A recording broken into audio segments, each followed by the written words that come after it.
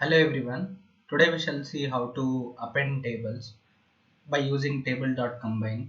Here you could see that there are 20 rows from ID 10012 to 1020 in the table combine 1. In the second table combine 2, I have ID rows from 1021 to 1030. I have these two tables.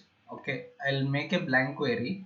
Suppose that I want to append those two tables one below the other. I'll create a blank query. In this, I'll write table dot combine. Okay, I'll open the parenthesis. Once I open the parenthesis, you could see that I want to provide tables as list. To provide as list, I'll open the curly braces. I have to provide the table names. I'll provide hash. You could see that combine one is my first table. I'll click on that. I'll put a comma. I have to provide second table. I'll put hash and I'll get the second table combine 2.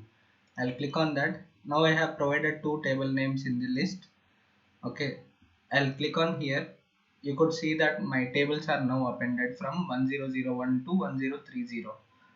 This is how we append two tables which are in the similar names with similar column names and also like same data types. These two tables must have similar column names and similar data types. Only then we will be able to append one below the other like this, and we could rename the query like appended table.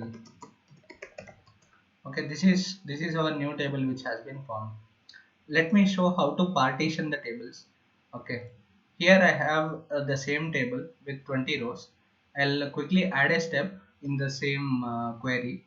Okay, here I'll type table dot partition. I'll open the parenthesis. In the first parameter you need to provide table. I'll type hash changer type because that is my source, which is the previous step. I'll put a comma. In the second column, you could see that column as text. I want to provide column name as text format. Here I have ID column based on which I have to make the partition. I'll type ID. Okay, I'll put a comma. In the third parameter, we have to provide groups. Suppose that I want to make this into two groups. I'll type 2, comma. In the fourth parameter, we have hash as function. Since I want to provide each parameter like each row and into separate table into the separate partition, I'll type each underscore. So I'll click over here. You could see that I have a list of two tables. In the first table I have all the even rows. In the second table I have all the odd rows. What it has done is it made into two partition. It has considered each row in one table, which belongs to the ID part. This is how table.partition is used to partition the single table into multiple tables, multiple list of tables, and you could utilize these tables in your like work and other tasks. Let me show you one interesting function which is find text. Suppose that I have a large data set and I want to find one particular row or few particular rows. Okay, what I could do is similar to the search function. Here we have find text function of table. Here, suppose that I want to find this guy who is Brandon Lee of 1013 row. What I'll do is I'll quickly go to add new step. I'll add a step. Okay, I'll type table dot find text.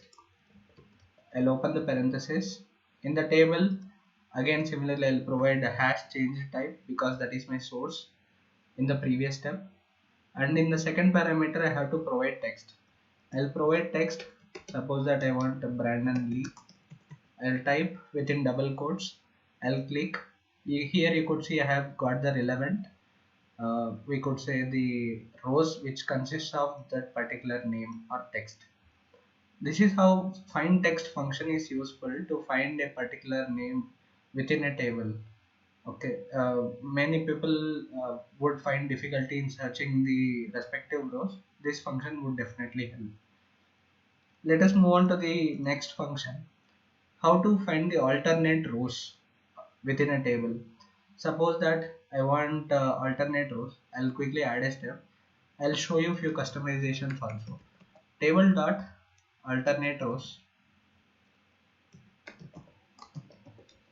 I'll open the parenthesis. I'll provide the table as hash changer type. I'll put a comma. In the offset number is the number of rows after which I have to start. Suppose that I have to start after 3 rows. I'll put 3. After 3 rows, how many rows do I want to skip? Suppose that I want to skip only one row. Okay, I'll put a comma. How many rows I have to keep or I have to take? Suppose that I have to keep only one row after that, and skip one row after that, and keep only one row after that. I'll click here.